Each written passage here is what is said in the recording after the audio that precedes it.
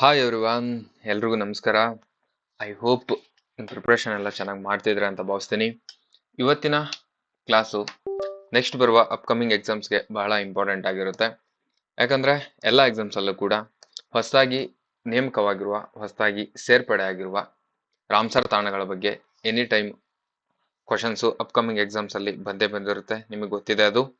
ಓಕೆನಾ? ಹಾಗಾಗಿ ಈ ವರ್ಷ 2026ರಲ್ಲಿ ಹೊಸದಾಗಿ ಸೇರಿರುವ 2 ರಾಮ್ಸಾರ್ ತಾಣಗಳ ಬಗ್ಗೆ ಇವತ್ತಿನ ಕ್ಲಾಸಲ್ಲಿ ನಾನು ಕಂಪ್ಲೀಟ್ ಆಗಿ ಡೀಟೇಲ್ ಆಗಿ ಅನಾಲಿಸಿಸ್ ಮಾಡಲಿದ್ದೇನೆ. ಇವತ್ತು ಡೇಟ್ ಎಷ್ಟಂದ್ರೆ January 31st 2026 ಅಟ್ ಪ್ರೆಸೆಂಟ್. ಇವತ್ತಿಗೆ ಎಷ್ಟು ಭಾರತದಲ್ಲಿ ರಾಮ್ಸಾರ್ ತಾಣಗಳಿವೆ ಅಂತ ಕೂಡ ಕ್ವಶನ್ಸ್ ಆಗ್ಬೋದು. ಟೋಟಲ್ ಆಗಿ 98. ಹಾಗಾದ್ರೆ ಲಾಸ್ಟ್ 96 ವರೆಗೂ ಆಗಿದಾವಂತ ನಾನು ಆಲ್ರೆಡಿ ಒಂದು ಕ್ಲಾಸನ್ನ ಅಪ್ಲೋಡ್ ಮಾಡಿದ್ದೆ ಇದೇ ಜನವರಿಲಿನೇ ಸ್ಟಾರ್ಟಿಂಗ್ ಅಲ್ಲಿ. ಈಗ ಮತ್ತೆ 2 ಸೇರಿಸಿದ್ದಾರೆ ಜನವರಿ 31ಕ್ಕೆ.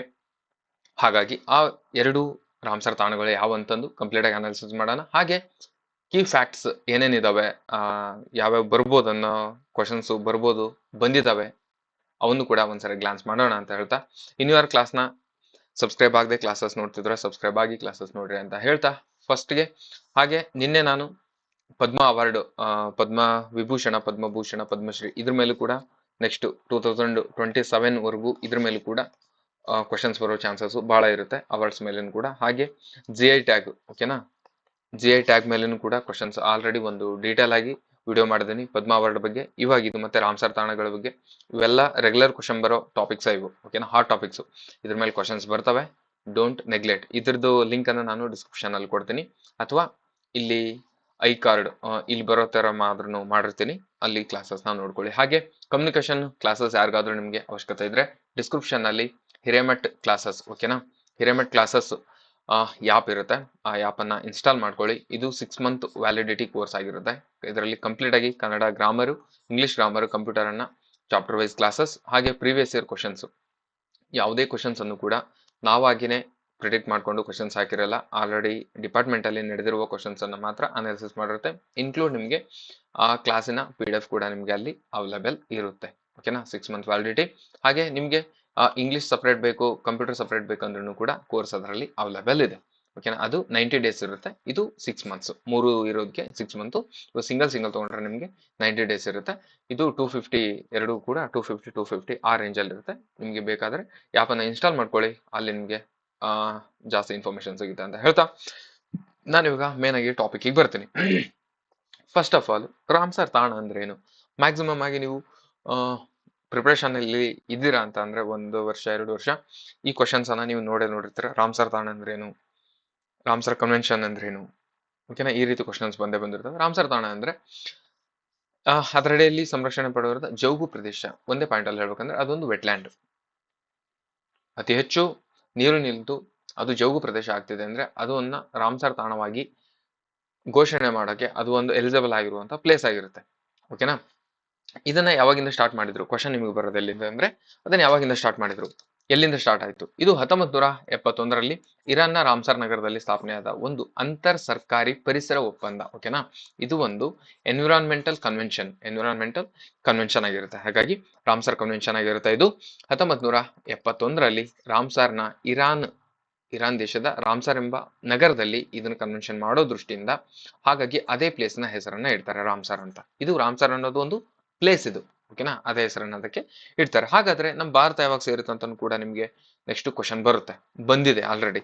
ನಿಮಗೆ ಇಕ್ವೇಶನ್ ಟೈಪ್ ಕ್ವಶನ್ಸ್ ಬಂದಾಗ 1 ಹೇಳಕ್ಕೆ 2 ಹೇಳಕ್ಕೆ ಅಂತಲ್ಲಿ ಬಂದಾಗ ಡಿಫಿಕಲ್ಟ್ ಆಗುತ್ತೆ. ಯಾವಾಗಂತಂದ್ರೆ 1982 ಫೆಬ್ರವರಿ 2 ಅವಾಗ ನಮ್ಮ ಭಾರತ ದೇಶ ಕೂಡ 1982ರಲ್ಲಿ ರಾಮ್ಸರ್ ತಾಣಕ್ಕೆ ಸೇರುತ್ತದೆ, ಓಕೆನಾ. ಅಲ್ಲಿಂದ ಇಲ್ಲಿವರೆಗೂ 1982ರಿಂದ 2026ವರೆಗೂ ಎಷ್ಟು ರಾಮ್ಸರ್ ತಾಣಗಳಿವೆ ಭಾರತದಲ್ಲಿ ಅಂತ ನೋಡಿದ್ರೆ 98 ರಾಮ್ಸರ್ ತಾಣಗಳಿವೆ.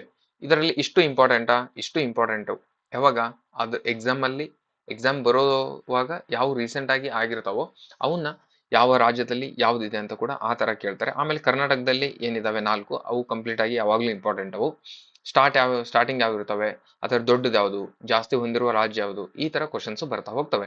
ಹೇಳ್ತೀನಿ ನಾನು ಇವಾಗ ಕೀ ಪಾಯಿಂಟ್ಸ್ ಅಲ್ಲಿ ಅವನ್ನೇ ಪಾಯಿಂಟ್ ಹಾಕೊಂಡಿರ್ತೀವಿ, ಅದನ್ನ ಹೇಳ್ತೀನಿ. ನೆಕ್ಸ್ಟ್, ಈ ತಾಣಗಳು ಅವುಗಳ ಜೈವಿಕ ವೈವಿಧ್ಯತೆ, ಪರಿಸರ ಸ್ಥಿರತೆ ಮತ್ತು ಸ್ಥಳೀಯ ಸಮುದಾಯಗಳಿಗೆ ನೀಡುವ ಅಗತ್ಯತೆ, ಪರಿಸರ ಸೇವೆಗಳನ್ನು ಗುರುತಿಸಲ್ಪಟ್ಟು ರಾಮ್ಸರ್ ತಾಣವೆಂದು ಘೋಷಣೆ ಮಾಡ್ತಾರೆ. ಓಕೆನಾ.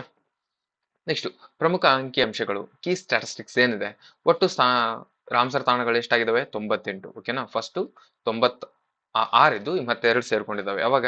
ಜಾನ್ 31. ಓಕೆನಾ, ಜನವರಿ 31, 2026 ಸೇರ್ಕೊಂಡಿರೋದು. 96 ಇದ್ದು ಆಮೇಲೆ 2 ಸೇರ್ಕೊಂಡಿದ್ದು ಆದ್ಮೇಲೆ 98 ತಾಣಗಳಾಗಿವೆ.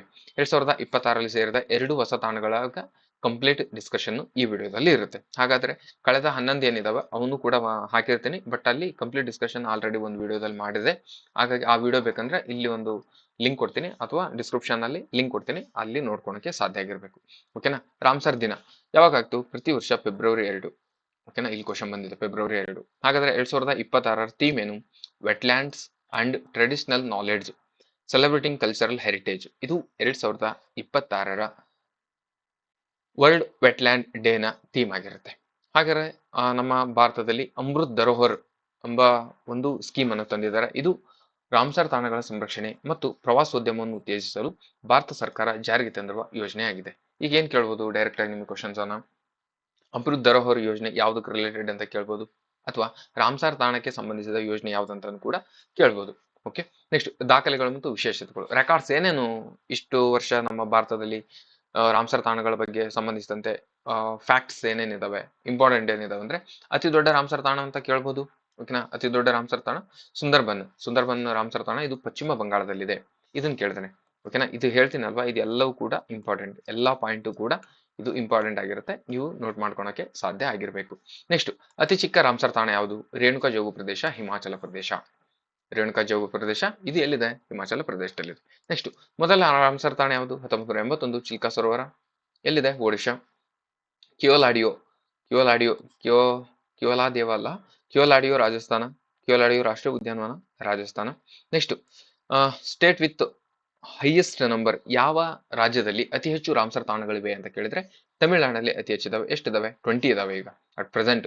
ಜನವರಿ 31 ನಾ ಕ್ಲಾಸ್ ಮಾಡ್ತಿರೋದು ಜನವರಿ 31, 2026ಕ್ಕೆ ನೋಡಿದಂತೆ ಅತಿ ಹೆಚ್ಚು ರಾಮ್ಸರ್ ತಾಣಗಳನ್ನು ಹೊಂದಿರುವ ರಾಜ್ಯ ತಮಿಳುನಾಡು. ಎಷ್ಟು?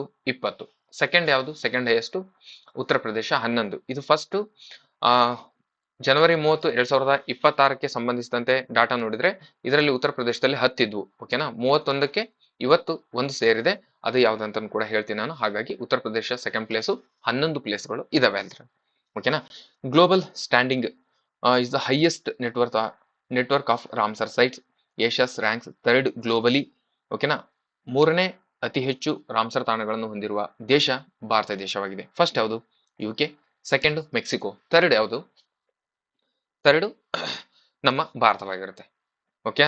Number of distribution sites. Okay. Next, Montreux record. ಇದು ಒಂದು ಕಾನ್ಸೆಪ್ಟ್ ನಿಮಗೆ ನೆನಪಲ್ಲಿ ಇರಬೇಕು. ಮಾಂಟ್ರೆಕ್ಸ್ ರೆಕಾರ್ಡ್ ಅಂದ್ರೆ ಏನು? ಭಾರತದಲ್ಲಿ 2 ತಾಣಗಳು ಮಾಂಟ್ರೆಕ್ಸ್ ರೆಕಾರ್ಡ್ ಅಲ್ಲಿವೆ. ಓಕೆ. ನಮ್ಮ ಮಾಂಟ್ರೆಕ್ಸ್ ರೆಕಾರ್ಡ್ ಅಲ್ಲಿ 2 ತಾಣಗಳಿವೆ. ಯಾವ್ಯಾವ ಅಂತ ಹೇಳ್ತೀನಿ. ಫಸ್ಟ್, ಮಾಂಟ್ರೆಕ್ಸ್ ರೆಕಾರ್ಡ್ ಅಂದ್ರೆ ಏನಂತ ನೋಡ್ಕೊಳ್ಳೋಣ. ಮಾಂಟ್ರೆಕ್ಸ್ ರೆಕಾರ್ಡ್ ಅಂದ್ರೆ ಈಗ 98 ರಾಮ್ಸರ್ ತಾಣಗಳು ಭಾರತದಲ್ಲಿ ಇದಾವೆ. ಓಕೆನಾ. ಮಾಂಟ್ರೆಕ್ಸ್ ರೆಕಾರ್ಡ್ ನಲ್ಲಿ ಯಾವಾಗ ಬರ್ತಾವ ಅಂದ್ರೆ, ಫಸ್ಟ್ ಈಗ 98 ಇದಾವೆ. ಇದರಲ್ಲಿ ಪರಿಸರ ಸಂಬಂಧಿಸಿದಂತೆ ಜೋಗು ಪ್ರದೇಶಗಳು, ಇವನ್ನ ರಕ್ಷಣೆ ಮಾಡ್ಬೇಕು ನೀವು, ಇದರಿಂದ ಪರಿಸರ ಅಭಿವೃದ್ಧಿ ಮಾಡ್ಬೇಕು ಅಂತ ಎಲ್ಲ ಗೈಡ್ಲೈನ್ಸ್ ಇರುತ್ತೆ. ಅದನ್ನೇನಾದ್ರೂ ಯಾವ ರಾಜ್ಯದಲ್ಲಿ, ಎಕ್ಸಾಂಪಲ್ ಆಗಿ XYZ ಎಂಬ ರಾಜ್ಯದಲ್ಲಿ ಏನಾದ್ರೂ ಆ ಪ್ರೊಟೆಕ್ಟ್ ಮಾಡಿರುವಂತಹ ಪ್ಲೇಸ್ ಅನ್ನ, ಜೋಗು ಪ್ರದೇಶವನ್ನ ಅವರು ಸರಿಯಾಗಿ ಮೇಂಟೈನ್ ಮಾಡದೇ ಇದ್ರೆ ಅದನ್ನ ಮಾಂಟ್ರೆಕ್ಸ್ ರೆಕಾರ್ಡ್ಗೆ ಹಾಕೊಂತಾರೆ. ಮಾಂಟ್ರೆಕ್ಸ್ ರೆಕಾರ್ಡ್ಗೆ ಅಂದ್ರೆ ಇಲ್ಲಿ 98 ಇರುತ್ತೆ, ಬಟ್ ಅಲ್ಲಿ ನೇಮ್ ಅಲ್ಲಿ ಇರುತ್ತೆ, ಬಟ್ ಇಲ್ಲಿ ಮಾಂಟ್ರೆಕ್ಸ್ ರೆಕಾರ್ಡ್ ನಲ್ಲಿ ಇರುತ್ತೆ. ಓಕೆನಾ. ಇದನ್ನ ತೆಗೆದು ಹಾಕೋ ಚಾನ್ಸಸ್ ಕೂಡ ಇರುತ್ತೆ, ನೀವು ಸರಿಯಾಗಿ ಮೇಂಟೈನ್ ಮಾಡಲಿಲ್ಲ. ಈ ಮಾಂಟ್ರೆಕ್ಸ್ ರೆಕಾರ್ಡ್ ನಲ್ಲಿ ಇತ್ತಂದ್ರೆ ಇದು ಒಂಥರ ICU ಅಲ್ಲಿ ಇದ್ದಂಗೆ. ICU ಅಲ್ಲಿ ಸರಿಯಾಗಿ ICU ಹಾಸ್ಪಿಟಲ್ ಅಲ್ಲಿ ICU ಅಲ್ಲಿ ಸರಿಯಾಗಿ ಟ್ರೀಟ್ಮೆಂಟ್ ಆದ್ರೆ ಅವ್ರು ರಿಟರ್ನ್ ಜನರಲ್ ವಾರ್ಡ್ಗೆ ಶಿಫ್ಟ್ ಮಾಡ್ತಾರೆ. ಅದೀಗ ಜನರಲ್ ವಾರ್ಡ್ ಇಂದ ICU ಶಿಫ್ಟ್ ಮಾಡ್ದಂಗೆ ಅಂದ್ರೆ ಮಾಂಟ್ರೆಕ್ಸ್ ರೆಕಾರ್ಡ್ ಅಲ್ಲಿ ಇದ್ದಂಗೆ. ಅದನ್ನ ಕರೆಕ್ಟ್ ಆಗಿ ಮೇಂಟೈನ್ ಮಾಡ್ಕೊಂಡು ಮತ್ತೆ ಅದನ್ನ ರಿಟರ್ನ್ ಮಾಡ್ಕೊಂಡ್ರೆ ಮತ್ತೆ ಅದು ನಾರ್ಮಲ್ ಆಗಿ ಜೋಗು ಪ್ರದೇಶವಾಗ್ತದೆ. ಅದೇನೋ ಮೇಂಟೈನ್ ಮಾಡಲಿಲ್ಲ ಅಂದ್ರೆ ಮಾಂಟ್ರೆಕ್ಸ್ ರೆಕಾರ್ಡ್ ಇಂದ ಅದನ್ನ ತೆಗೆದುಹಾಕ್ತಾರೆ. ತೆಗೆದುಹಾಕ್ಬಿಟ್ರೆ ಅಂದ್ರೆ ಅದು ಜೋಗು ಪ್ರದೇಶದ ಪ್ಲೇಸ್ ಅಲ್ಲಿ ಇಲ್ಲಂಗೆ ತೆಗೆದುಹಾಕೋಕೆ ಚಾನ್ಸಸ್ ಕೂಡ ಇರುತ್ತೆ. ಓಕೆನಾ, ಅದು ಮೇಂಟೆನೆನ್ಸ್ ಸರಿ ಆಗ್ಲಿಲ್ಲ ಅಂದ್ರೆ ಮಾಂಟ್ರೆಕ್ಸ್ ರೆಕಾರ್ಡ್ ನಲ್ಲಿ ಹಾಕ್ತಾರೆ. ಓಕೆನಾ, ಒಂದೇ ಪಾಯಿಂಟ್ ನಿಮಗೆ. ಓಕೆ, ಇವಾಗ ನೋಡ್ರಿ, ಅದನ್ನ ಇಷ್ಟೊತ್ತು ಹೇಳಿದ್ದನ್ನ ಇಲ್ಲಿದೆ. ಓಕೆನಾ, ಮಾಂಟ್ರೆಕ್ಸ್ ರೆಕಾರ್ಡ್ ಎಂಬುದು ರಾಮ್ಸರ್ ಪಟ್ಟಿ ಅಡಿಯಲ್ಲಿ ಬರುವ ಒಂದು ವಿಶೇಷವಾದ ಎಚ್ಚರಿಕೆ ಪಟ್ಟಿ ಅಥವಾ ನೋಂದಣಿಯಾಗಿದೆ. ಇದು ಸರಳ ವಿವರಣೆಯಲ್ಲಿ ಅಂದ್ರೆ 1990ರಲ್ಲಿ ಸ್ವಿಟ್ಜರ್ಲೆಂಡ್ನ ಮಾಂಟ್ರೆಕ್ಸ್ ಎಂಬಲ್ಲಿ ನಡೆದ ಸಭೆಯಲ್ಲಿ ಅಂಗೀಕರಿಸಲಾಗಿದ್ದು, ಆದ್ದರಿಂದ ಈ ಹೆಸರು ಬಂದಿದೆ. ಓಕೆನಾ, ಸ್ವಿಟ್ಜರ್ಲೆಂಡ್ನ ಮಾಂಟ್ರೆಕ್ಸ್ ಎಂಬಲ್ಲಿ ಈ ಹೆಸರು ಬಂದಿದೆ ಇದಕ್ಕೆ. ಮಾಂಟ್ರೆಕ್ಸ್ ರೆಕಾರ್ಡ್ ಎಂದರೆ ಏನಂದ್ರೆ, ರಾಮ್ಸರ್ ತಾಣಗಳ ಪಟ್ಟಿಯಲ್ಲಿರುವ ಯಾವ ಜೋಗು ಪ್ರದೇಶ ಪರಿಸರ ಸಂಕಷ್ಟದಲ್ಲಿವೆಯೋ, ಅಂದ್ರೆ ಪರಿಸರ ಸಂಕಷ್ಟದಲ್ಲಿರುವಂತಹ ಜೋಗು ಪ್ರದೇಶ, ಅಂತಹ ತಾಣಗಳನ್ನು ಮಾಂಟ್ರೆಕ್ಸ್ ರೆಕಾರ್ಡ್ ನಲ್ಲಿ ಸೇರಿಸಲಾಗುತ್ತದೆ. ಅಂದರೆ ಮಾನವ ಹಸ್ತಕ್ಷೇಪ, ಅಲ್ಲಿನ ಮಾಲಿನ್ಯ, ತಾಂತ್ರಿಕ ಅಭಿವೃದ್ಧಿಯಿಂದ ಆ ಪ್ರದೇಶದ ನೈಸರ್ಗಿಕ ಗುಣಲಕ್ಷಣಗಳು ಬದಲಾಗಿದ್ದರೆ ಅಥವಾ ಬದಲಾಗುವ ಸಂಭವವಿದ್ದರೆ ಅಂತ ಪ್ರದೇಶಗಳನ್ನ ಮಾಂಟ್ರೆಕ್ಸ್ ರೆಕಾರ್ಡ್ ನಲ್ಲಿ ಸೇರಿಸ್ಕೊಳ್ತಾರೆ. ಮುಖ್ಯ ಉದ್ದೇಶವೇನು? ಅಳಿವಿನಂಚಿನಲ್ಲಿರುವ ಅಥವಾ ಪರಿಸರ ಹದಗೆಟ್ಟಿರುವ ಜೋಗು ಪ್ರದೇಶಗಳ ಕಡೆಗೆ ಅಂತಾರಾಷ್ಟ್ರೀಯ ಗಮನವನ್ನು ಸೆಳೆಯುವುದು ಇದರ ಮುಖ್ಯ ಉದ್ದೇಶವಾಗಿರುತ್ತದೆ. ಆ ತಾಣಗಳನ್ನು ಸಂರಕ್ಷಿಸಲು ಸರ್ಕಾರ ತಾಂತ್ರಿಕ ಮತ್ತು ಆರ್ಥಿಕ ನೆರವನ್ನು ಕೂಡ ನೀಡುವುದು. ಓಕೆನಾ, ಸರ್ಕಾರ ಅಂತ ರಿಕವರಿ ಮಾಡ್ಕೊಳಕ್ಕೆ ತಾಂತ್ರಿಕ ಮತ್ತು ಆರ್ಥಿಕ ನೆರವನ್ನು ಕೂಡ ನೀಡುತ್ತೆ. ಸಮಸ್ಯೆಗಳನ್ನು ಬಗೆಹರಿಸಿ ಆ ಪ್ರದೇಶಗಳನ್ನು ಮತ್ತೆ ಹಳೆಯ ಸ್ಥಿತಿಗೆ ಕೂಡ ತರಲು ಚಾನ್ಸಸ್ ಇರುತ್ತೆ. ಅಂದ್ರೆ ಐಸಿಯುನಿಂದ ಜನರಲ್ ವಾರ್ಡ್ಗೆ, ಓಕೆನಾ, ಜನರಲ್ ವಾರ್ಡ್ಗೆ ಶಿಫ್ಟ್ ಮಾಡೋ ಕೂಡ ಚಾನ್ಸಸ್ ಇರುತ್ತೆ. ಹಾಗಾದ್ರೆ ಭಾರತದಲ್ಲಿ ಮಾಂಟ್ರೆಕ್ಸ್ ರೆಕಾರ್ಡ್ 2026 ಸ್ಥಿತಿ ಏನಿದೆ? ಅಟ್ ಪ್ರೆಸೆಂಟ್ ಮಾಂಟ್ರೆಕ್ಸ್ ರೆಕಾರ್ಡ್ ಪರಿಸ್ಥಿತಿ ಏನಿದೆ? ಭಾರತದಲ್ಲಿ 2 ತಾಣಗಳು ಮಾಂಟ್ರೆಕ್ಸ್ ರೆಕಾರ್ಡ್ ನಲ್ಲಿ ಇದಾವೆ. ಯಾವ್ಯಾವು? ಲೋಕ್ಟಕ್ ಸರೋವರ, ಆಮೇಲೆ ಕಿಯೋಲಾಡಿಯೋ ರಾಷ್ಟ್ರೀಯ ಉದ್ಯಾನವನ. ಇದು ಫಸ್ಟ್ ಸೇರುತ್ತಿದ್ದು. ಓಕೆನಾ, ಜಾಯ್ನ್ ಆಗಿದ್ದು ಫಸ್ಟ್, ಇದು ಮಾಂಟ್ರೆಕ್ಸ್ ರೆಕಾರ್ಡ್ ನಲ್ಲಿ ಬಂದಿದ್ದು ಇದು ಒಂದು. ಲೋಕ್ಟಕ್ ಸರೋವರ ಇದೆಯಲ್ಲಿದೆ? ಮಣಿಪುರ. ಇಲ್ಲಿನ ಪರಿಸರ ವ್ಯವಸ್ಥೆ ಬದಲಾವಣೆ ಮತ್ತು ಮಾಲಿನ್ಯದ ಕಾರಣದಿಂದ ಇದನ್ನು ಮಾಂಟ್ರೆಕ್ಸ್ ರೆಕಾರ್ಡ್ ನಲ್ಲಿ ಸೇರಿಸಲಾಗಿದೆ. ಅಂದ್ರೆ ಅಲ್ಲಿ ಪರಿಸರ ಬದಲಾವಣೆ ಮತ್ತು ಮಾಲಿನ್ಯ ಜಾಸ್ತಿ ಆಗ್ತಿದೆ ಅಂತೆ. ಯಾವುದಕ್ಕೆ? ಲೋಕ್ಟಕ್ ಸರೋವರ ಮಣಿಪುರದಲ್ಲಿ. ಹಾಗಾಗಿ ಅದನ್ನ ಮಾಂಟ್ರೆಕ್ಸ್ ರೆಕಾರ್ಡ್ ನಲ್ಲಿ ಸೇರಿಸ್ಕೊಂಡಿದ್ದಾರೆ. ನೆಕ್ಸ್ಟ್ ಕಿಯೋಲಾಡಿಯೋ ರಾಷ್ಟ್ರೀಯ ಉದ್ಯಾನವನ. ಇದು ಕೇವಲ ದೇವ್ ಅಲ್ಲ, ಕಿಯೋಲಾಡಿಯೋ ರಾಷ್ಟ್ರೀಯ ಉದ್ಯಾನವನ. ಇದು ನೀರಿನ ಕೊರತೆ ಮತ್ತು ಸಸ್ಯ ಪ್ರಭೇದಗಳ ಅತಿಕ್ರಮಣದಿಂದ ಅಲ್ಲಿ ಸಸ್ಯ ಪ್ರಭೇದಗಳು ಹಾಳಾಗ್ತಿದೆ ಅನ್ನೋ ದೃಷ್ಟಿಯಿಂದ ಅದನ್ನ ಮಾಂಟ್ರೆಕ್ಸ್ ರೆಕಾರ್ಡ್ಗೆ ಸೇರಿಸ್ಕೊಂಡಿದ್ದಾರೆ. ಹಾಗಾದ್ರೆ ಗಮನಾರ್ಹ ಸಾಧನೆ ಅಂದ್ರೆ ಒಡಿಸ್ಸಾದ ಚಿಲ್ಕಾ ಸರೋವರ. ಅಂದ್ರೆ ಟೋಟಲ್ ಆಗಿ ಭಾರತ ದೇಶದಲ್ಲಿ 3 ಇದ್ವು. ಒಡಿಸ್ಸಾದ ಚಿಲ್ಕಾ ಸರೋವರವು ಕೂಡ ಇದು ಹಿಂದೆ ಮಾಂಟ್ರೆಕ್ಸ್ ರೆಕಾರ್ಡ್ ನಲ್ಲಿ ಇತ್ತು. ಆದ್ರೆ ಇದು ಅಲ್ಲಿ ಸರಿಯಾದ ಕ್ರಮಗಳನ್ನ ತೆಗೆದುಕೊಂಡು ಆ ಸರೋವರ ಅಂದ್ರೆ ಒಡಿಸ್ಸಾ ಚಿಲ್ಕಾ ಸರೋವರವನ್ನ ಸರಿಯಾಗಿ ಸುಧಾರಣೆ ಮಾಡಿ ಸ್ಥಳೀಯರ ಪರಿಣಾಮಕಾರಿಯಾಗಿ ಸಂರಕ್ಷಣೆ ಮಾಡಿ ರಿಟರ್ನ್ ಆಗಿ ಅದನ್ನ ಮಾಂಟ್ರೆಕ್ಸ್ ರೆಕಾರ್ಡ್ ನಿಂದ ತೆಗೆದು ಸಾಧಾರಣ ಪಟ್ಟಿಗೆ, ವೆಟ್ಲ್ಯಾಂಡ್ ಪಟ್ಟಿಗೆ ಮತ್ತೆ ರಿಟರ್ನ್ ತಗೊಂಡಿದ್ದಾರೆ. ಯಾವುದು? ಚಿಲ್ಕಾ ಸರೋವರವನ್ನ. ಓಕೆ, ನೆಕ್ಸ್ಟ್ ಹೀಗಾಗಿ 2002ರಲ್ಲಿ ಮಾಂಟ್ರೆಕ್ಸ್ ರೆಕಾರ್ಡ್ ನಿಂದ ತೆಗೆದು ಹಾಕಲಾಯಿತು. ಓಕೆನಾ, ಇದು ಫಸ್ಟ್ ರಾಮ್ಸರ್ ತಾಣ ಆಗ್ತದೆ. ಓಕೆನಾ, ಫಸ್ಟ್ ರಾಮ್ಸರ್ ತಾಣ ಆಗ್ತದೆ. ಇದು ಫಸ್ಟ್ ಒಂದು ಪ್ಲೇಸ್. ರಾಮ್ಸರ್ ತಾಣ ಆದ್ಮೇಲೆ ಅವ್ರು ಮೇಂಟೆನೆನ್ಸ್ ಸರಿ ಮಾಡ್ಲಿಲ್ಲ ಅಂತ ಅಂದಾಗ ಅದನ್ನ ಮಾಂಟ್ರೆಕ್ಸ್ ರೆಕಾರ್ಡ್ ನಲ್ಲಿ ಆಡ್ ಮಾಡ್ತಾರೆ. ಇಲ್ಲಿಂದ ಮಾಂಟ್ರೆಕ್ಸ್ ರೆಕಾರ್ಡ್ ನಲ್ಲಿ ಆಡ್ ಮಾಡ್ತಾರೆ. ಇವರು ಸರಿಯಾಗಿ ಮೇಂಟೈನ್ ಮಾಡ್ಕೊಂಡು ಕರೆಕ್ಟ್ ಆಗಿ ಇದನ್ನ ಮೇಂಟೈನ್ ಮಾಡಿದ್ರೆ ಮಾಂಟ್ರೆಕ್ಸ್ ರೆಕಾರ್ಡ್ ನಿಂದ ಆಮೇಲೆ ಮತ್ತೆ ಕೂಡ ರಾಮ್ಸರ್ ತಾಣಕ್ಕೆ ಅದನ್ನೇ ರಿಟರ್ನ್ ಅದೇ ಪ್ಲೇಸ್ಗೆ ಹಾಕ್ತಾರೆ. ಹಾಗೆ ಹಾಕಿರೋದು ನಮ್ಮ ಭಾರತದಲ್ಲಿ ಯಾವ್ದಂದ್ರೆ ಚಿಲ್ಕಾ ಸರೋವರವನ್ನ ಆ ರೀತಿ ಮಾಡಿದ್ದಾರೆ. ಹಾಗಾದ್ರೆ ಈ ಸಾಧನೆ ಮಾಡಿದ ಏಷ್ಯಾದ ಮೊದಲ ತಾಣ ಯಾವ್ದಂದ್ರೆ ಚಿಲ್ಕಾ ಸರೋವರ ಆಗಿರ್ತದೆ. ನೆಕ್ಸ್ಟ್ ಇದಿಷ್ಟು ಅದರ ಬ್ಯಾಕ್ ಗ್ರೌಂಡ್. ನೀವು ಯಾವುದೇ ರಾಮ್ಸರ್ ತಾಣಗಳನ್ನು ಹೊಸವು ಆ್ಯಡ್ ಆದ್ರೂ ಕೂಡ ಓದ್ಬೇಕಾದ್ರೆ ಅದಿಷ್ಟು ಬ್ಯಾಕ್ ಗ್ರೌಂಡ್ ನೋಡ್ಕೊಂಡು ಬಂದು ನೆಕ್ಸ್ಟ್ ಹೊಸವು ಯಾವ ಆ್ಯಡ್ ಆಗಿರ್ತವೆ ಅವನ್ನ ನೋಡ್ಕೋಬೇಕು. ಮ್ಯಾಕ್ಸಿಮಮ್ ಆಗಿ ನಿಮ್ಗೆ ಏನ್ ಕೇಳ್ತಾನೆ, ಯಾವ ರಾಜ್ಯದಲ್ಲಿ ಯಾವ ಪ್ಲೇಸ್, ಮ್ಯಾಕ್ಸಿಮಮ್ ಆಗಿ ಇಲ್ಲೇ ಬರೋ ಕ್ವಶನ್ಸ್ ಇದೇ ರೀತಿ. ಅದೇ ನಮ್ಮ ಕರ್ನಾಟಕದಂತ ನೀವು ಫೋಕಸ್ ಮಾಡೋದಾಗ ಅಲ್ಲಿ ಡೀಟೇಲ್ ಆಗಿ ಕೇಳೋ ಚಾನ್ಸಸ್ ಇರುತ್ತೆ. ಈಗ ಪಾಟ್ನಾ ಈಗ 2 ಜಾಯ್ನ್ ಆಗಿದಾವೆ. ಯಾವ್ದ್ರಲ್ಲಿ? 2026ರಲ್ಲಿ 2 ಜಾಯ್ನ್ ಆಗಿದಾವೆ. ಪಾಟ್ನಾ ಬರ್ಡ್ ಸ್ಯಾಂಚುರಿ, ಇದು ಉತ್ತರ ಪ್ರದೇಶದಲ್ಲಿ. ಇದು ಸ್ಮಾಲೆಸ್ಟ್ ಸ್ಯಾಂಚುರಿ ಇನ್ ಉತ್ತರ ಪ್ರದೇಶ. ಅಂದ್ರೆ ಉತ್ತರ ಪ್ರದೇಶದ ಅತಿ ಸಣ್ಣ ಪಕ್ಷಿಧಾಮವಾಗಿದೆ ಇದು. ಯಾವುದು? Patna bird sanctuary. ಇದು highest 60,000 host over 60,000 bird species winter including ರಾಯ್ಸ್, ಪೆಲಿಕಾನ್, ಎರೋಸಿಯನ್, ಸ್ಪಾನ್ ಬಿಲ್. ಓಕೆನಾ, ಈ ರೀತಿಯ ಪಕ್ಷಿಗಳನ್ನ ಇಲ್ಲಿ ಜಾಸ್ತಿ ಬರ್ತಾವಂತೆ. Okay, next Chharidhand wetland. ಇದು ಗುಜರಾತ್ ಅಲ್ಲಿದೆ, ಕಚ್. ಓಕೆನಾ, ಇದು 11ನೇದು. ಉತ್ತರ ಪ್ರದೇಶ ರಾಜ್ಯದಲ್ಲಿ ಇರುವಂತಹ 11ನೇದು. ಹಾಗಾಗಿ ಸೆಕೆಂಡ್ ಪ್ಲೇಸ್ ಅಲ್ಲಿ ಉತ್ತರ ಪ್ರದೇಶ ರಾಜ್ಯ ಇದೆ. ಓಕೆನಾ, 11ನೇದು. ಇದು ಮರುಭೂಮಿ ಪ್ರದೇಶದ ವಿಶಿಷ್ಟ ಜೋಗು ಪ್ರದೇಶವಾಗಿದೆ. ಯಾವುದು? ಚಾರಿದಂಡು ಜೋಗು ಪ್ರದೇಶ ಗುಜರಾತ್ ಅಲ್ಲಿದೆ. A seasonal desert wetland support thousands of common cranes and greater flamingos, critically stopover central Asian flyway. ಓಕೆನಾ, ಈ ರೀತಿ ಚಾರಿದಂಡ್ ಜೋಗು ಪ್ರದೇಶವನ್ನ ಗುಜರಾತ್ ಅಲ್ಲಿದೆ. ಇದೆಲ್ಲ ಮ್ಯಾಕ್ಸಿಮಮ್ ನಿಮಗೆ ಇಲ್ಲೇನು ಕೇಳಲ್ಲ. ಮ್ಯಾಕ್ಸಿಮಮ್ ಕೇಳೋದು ಪಾಟ್ನಾ ಬರ್ಡ್ ಸ್ಯಾಂಚುರಿಯಲ್ಲಿದೆ ಉತ್ತರ ಪ್ರದೇಶ. ಇದನ್ನ ನೀವು ಹಾಕ್ಬೋದು, ಪಾಟ್ನಾ ಉತ್ತರ ಪ್ರದೇಶ ಆ ರೀತಿ ಗೆಸ್ ಮಾಡಿ. ಅಥವಾ ಅತ್ಯಂತ ಸಣ್ಣದಂತ ಈ ಕೂಡ ಕೇಳ್ಬೋದು. ಇಲ್ಲಿ ಸಣ್ಣ ಪಕ್ಷಿಧಾಮ ಯಾವುದು ಉತ್ತರ ಪ್ರದೇಶದಲ್ಲಿ ಅಂತ ಆ ತರ ಕೂಡ ಕ್ವಶನ್ ಕೇಳ್ಬೋದು. ಅಥವಾ ನೆಕ್ಸ್ಟ್ ಚಾರಿದಂಡು ಜೋಗು ಪ್ರದೇಶ ಎಲ್ಲಿದೆ ಅಂತ ಕೇಳ್ಬೋದು. ಇದು ಉತ್ತರ ಪ್ರದೇಶ ಗುಜರಾತ್ ಆಗಿರುತ್ತೆ. ಓಕೆನಾ, ಇವೇ ಎರಡು 2026 ಜನವರಿ, ಓಕೆನಾ, ಜನವರಿ 31ಕ್ಕೆ ಸೇರಿರುವ 2 ಜೋಗು ಪ್ರದೇಶಗಳು. ಹಾಗಾಗಿ ಈ ವಿಡಿಯೋ ಮಾಡುವ ಉದ್ದೇಶನೇ ಇವೆರಡು ಸೇರಿರುವುದರಿಂದ. ಹಾಗಾದ್ರೆ ಕರ್ನಾಟಕದಲ್ಲಿ ಯಾವಿದಾವೆ, ಕರ್ನಾಟಕದಲ್ಲಿ ಯಾವಿದಾವೆ ಇವು ಇಂಪಾರ್ಟೆಂಟ್. ಈಗ ಅದಿಷ್ಟು ಓದ್ಕೊಂಡಾದ್ಮೇಲೆ ಕರ್ನಾಟಕದ ಸ್ವಲ್ಪ ಒಂದ್ಸರಿ ಗ್ಲಾನ್ಸ್ ಮಾಡ್ಕೊಂಡ್ಬಿಡೋಣ. 2026 ವೇಳೆಗೆ ಕರ್ನಾಟಕದಲ್ಲಿ ಒಟ್ಟು ಈಗ ಪ್ರೆಸೆಂಟ್ ನೋಡಿದ್ರೆ 4 ರಾಮ್ಸರ್ ತಾಣಗಳಿವೆ. ರಂಗನತಿಟ್ಟು, ಪಕ್ಷಿಧಾಮ, ಮಂಡ್ಯ ಇದು ಕರ್ನಾಟಕದ ಮೊದಲ ರಾಮ್ಸರ್ ತಾಣವಾಗಿದೆ. ಮಾಗಡಿ ಕೆರೆ ಇದು ಗದಗು. ನೆಕ್ಸ್ಟ್ ಅಂಕಸಮುದ್ರ ಪಕ್ಷಿಧಾಮ ಮೀಸಲು ವಿಜಯನಗರ. ಅಘನಾಶಿನಿ ಮುಖಜಭೂಮಿ ಇದು ಉತ್ತರ ಕನ್ನಡ. ಓಕೆನಾ, 4 ಪ್ರಮುಖ ರಾಮ್ಸರ್ ತಾಣಗಳು ಈಗ ಪ್ರೆಸೆಂಟ್ ಇದಾವೆ ಕರ್ನಾಟಕದಲ್ಲಿ. ಓಕೆನಾ, ಹಾಗಾದ್ರೆ ನೆಕ್ಸ್ಟ್ 2025ರಲ್ಲಿ 11 ರಾಮ್ಸರ್ ತಾಣಗಳಿದ್ವು. ಓಕೆನಾ, ಇದ್ರ ಮೇಲೆ ಕೂಡ ಕ್ವಶನ್ಸ್ ಬರೋ ಚಾನ್ಸಸ್ ಇರುತ್ತೆ. ಇನ್ನು ಒಂದ್ಸರಿ ಗ್ಲಾನ್ಸ್, ಓಕೆನಾ, ಡೀಟೇಲ್ ಆಗಿದೆ ಇನ್ಫಾರ್ಮೇಶನ್. ಈ PDF ನಾನು ಡಿಸ್ಕ್ರಿಪ್ಷನ್ ಅಲ್ಲಿ ಸ್ಟಡಿ ಜೋನ್ ಇದು ಟೆಲಿಗ್ರಾಮ್ ಲಿಂಕ್ ಇರುತ್ತೆ, ಅಲ್ಲಿ ಹಾಕ್ತೀನಿ. ಬಟ್ ಇದನ್ನ ನಾನು ಜಸ್ಟ್ ಒಂದ್ಸರಿ ಗ್ಲಾನ್ಸ್ ಮಾಡ್ತೀನಿ. ಇನ್ ಡೀಟೇಲ್ ಇದೆ ಇದೆಲ್ಲ, ಇದನ್ನೇನು ಹೇಳಲ್ಲ. ಈಗ ನಿಮ್ಗೆ ಹಳೆ ಕ್ಲಾಸಲ್ಲಿ ಆಲ್ರೆಡಿ ಹೇಳಿದ್ದೀನಿ ಇದ್ರದ್ದು. ಓಕೆನಾ, ಇದ್ರ ಬಗ್ಗೆ 11ರ ಬಗ್ಗೆ ಒಂದು ಸಪ್ರೇಟ್ ವಿಡಿಯೋ ಇದೆ, ಒಂದ್ಸರಿ ಚೆಕ್ ಮಾಡ್ಕೊಳ್ಳಿ. ಕೆಚುವೆಪರ್ಲಿ ಸರೋವರ ಎಲ್ಲಿದೆ? ಸಿಕ್ಕಿಂ. ಕೆಚುವೆಪರ್ಲಿ ಸರೋವರ ಯಾವ ರಾಜ್ಯ, ಯಾವ ಪ್ಲೇಸು ಅದನ್ನ ಕೇಳ್ತಾನೆ ಮ್ಯಾಕ್ಸಿಮಮ್ ಆಗಿ. ಸಿಕ್ಕಿಮು. ಉದ್ವಾ ಸರೋವರ ಜಾರ್ಖಂಡ್. ಸಕ್ಕರೆ ಕೊಟ್ಟೆ ಪಕ್ಷಿಧಾಮ ತಮಿಳುನಾಡು. ತೆರ್ತಂಗಲ್ ಪಕ್ಷಿಧಾಮ ತಮಿಳುನಾಡು. ಕೆಚಿನ್ ಪೆಲೋಡಿ ಇದು ರಾಜಸ್ಥಾನ. ಮೆನಾರ್ ಜೋಗು ಪ್ರದೇಶ ರಾಜಸ್ಥಾನ. ಉದಯ್ಪುರ ಹಿಲ್ಸ್ ಬಿಹಾರ್.